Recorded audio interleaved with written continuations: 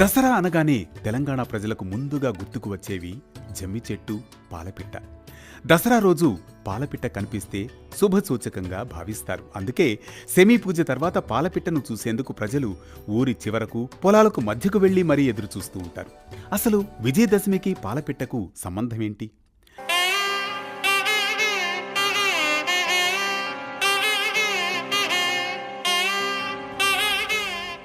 చాలామంది పాలపిట్టను పరమేశ్వరుడి స్వరూపంగా భావిస్తారు. అందుకే దసరా పండుగ రోజు పాలపిట్టను చూస్తే అన్ని శుభాలే జరుగుతాయని నమ్ముతూ ఉంటారు.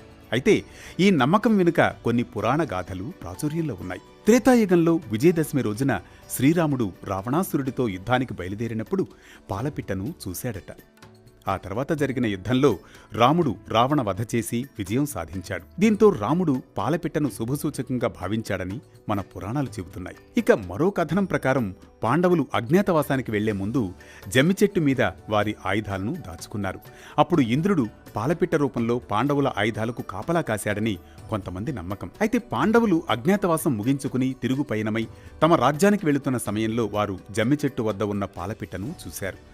ఆ తర్వాత వారి కష్టాలన్నీ తొలగిపోయాయి. కురు పాండవుల మధ్య జరిగిన కురుక్షేత్ర సంగ్రామంలో విజయం సాధించి పోగొట్టుకున్న రాజ్యాన్ని తిరిగి పొందారు. విజయదశమి అంటే చెడుపై మంచి సాధించిన విజయానికి ప్రతీక.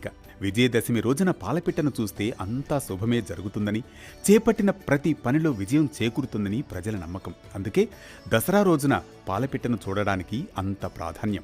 మరి మీకు ఈరోజు పాలపిట్ట కనిపించిందా?